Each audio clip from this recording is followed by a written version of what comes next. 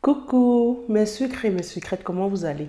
Nawetino, j'espère que vous allez bien. Moi, ça va très bien par la grâce de Dieu. Je reviens aujourd'hui avec une nouvelle vidéo. Je ne sais même pas comment intituler cette vidéo, mais ce que je sais, c'est que c'est une histoire que je dois vous raconter parce que c'est déjà la fin de l'année et la fin de l'année, il y a toujours des choses bizarres qui arrivent dans des familles et tout. Donc, c'est une petite histoire que je voulais vous raconter. Une maman mariée mariée avec des grands enfants vivant en Afrique, mariée légalement et officiellement avec des grands enfants qui vivent en Occident. Et la maman dit à son mari que j'ai eu un décès d'une amie, il faut que j'aille l'épauler, donc je dois m'absenter pour 10 jours pour soutenir ma copine. Le monsieur, son mari dit, il n'y a pas de souci, vas-y. La femme part. Imaginez, vous croyez que c'est sa copine qu'elle est partie aider. Ce n'est pas sa copine qu'elle est allée aider. Il n'y avait pas de décès. Elle est juste partie voir son amant. Son amant qui vit en Belgique est venu en Afrique. Et comme il fallait trouver quelque chose pour pouvoir s'absenter pendant ces 10 jours durant le séjour de son amant quittant de la Belgique pour le pays. Donc la maman s'est donc absentée. Son amant sortait de la Belgique, arriva donc au pays, rencontra la dame. Quand lui, il rencontre maintenant la dame, tout se passe bien durant le séjour. Rien n'a dit. Tout allait à merveille. Mais à la grande surprise, on soit à l'hôtel le 10e jour. Donc, c'est-à-dire que la dame devait rentrer au soir. Le 10e jour, dans une chambre d'hôtel, on entend, le français soit un dieu. On entend un cri. Comment la dame a hurlé. Et quand la dame est en train de hurler dans la chambre d'hôtel, sachant pas tout ce qui s'est passé là-bas, dans la chambre, son amant a essayé de fuir, s'échapper. Donc, les hôtesses, les gens qui travaillent aussi à l'hôtel ont entendu le cri, ont commencé à courir pour aller dans la chambre pour voir tout ce qui se passait. Eux, ils frappent, le monsieur a voulu s'enfuir. Dieu merci, on a arrêté son amant, mais la dame est morte sur le champ. Donc le cri qu'on a entendu, c'était le dernier cri de la dame. Et elle est partie comme un jeu. Elle est morte. Donc la police a attrapé le monsieur. Il est en garde à vue en ce moment. Et la dame, elle est morte. On a déposé son corps à la morgue. La police appelle son mari. Allô, bonjour, vous connaissez madame telle? Oui, c'est mon épouse. La police dit, comment ça? Elle était mariée?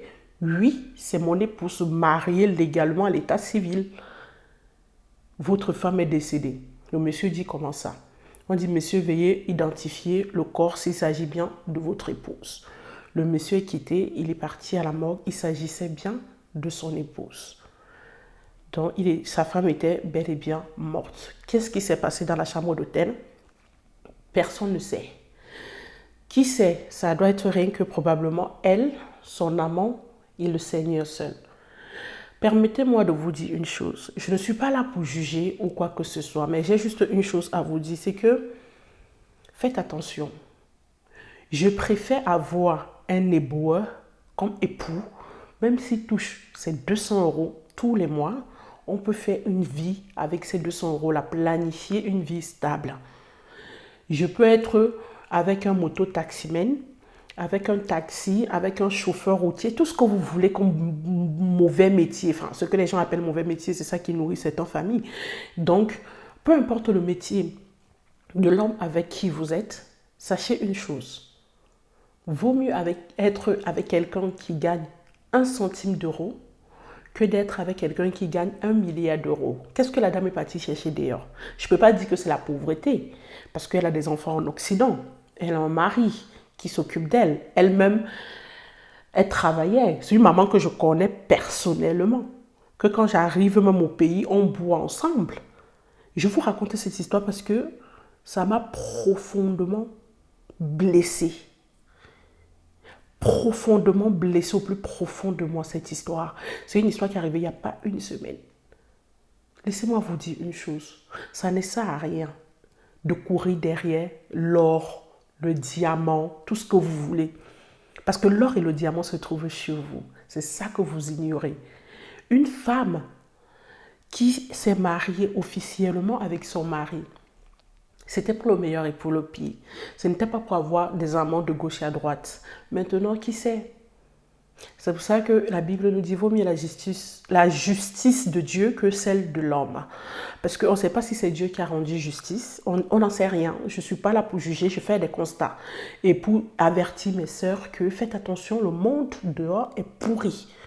Faites attention aux Européens qui viennent. Ne dites pas que la sorcellerie n'existe pas en Occident. Faites très attention. Il y en a ça partout. Dans tous les pays, la sorcellerie existe.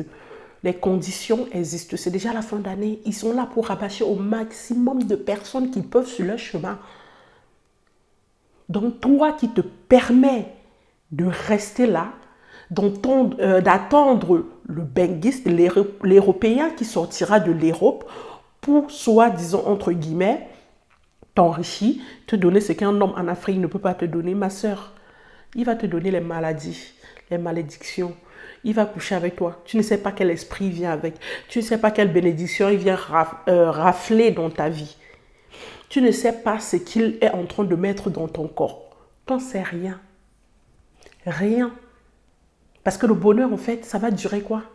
Durant son séjour, en fait.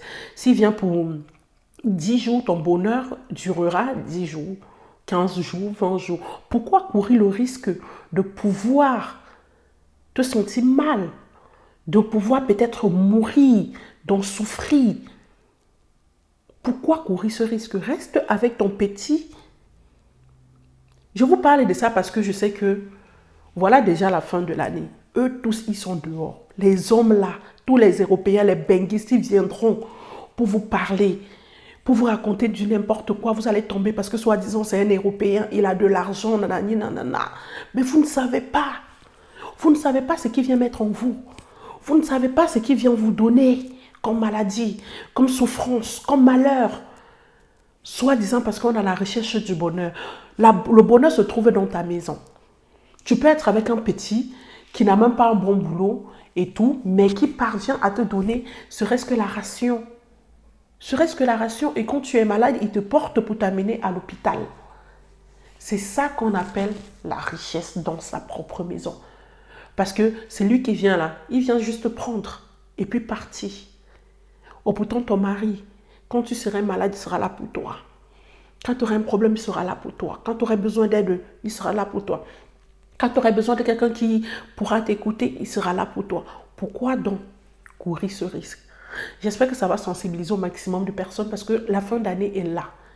Et la fin d'année, nous savons très bien qu'ils sont là pour amasser le maximum de personnes qui iront travailler pour eux à l'au-delà.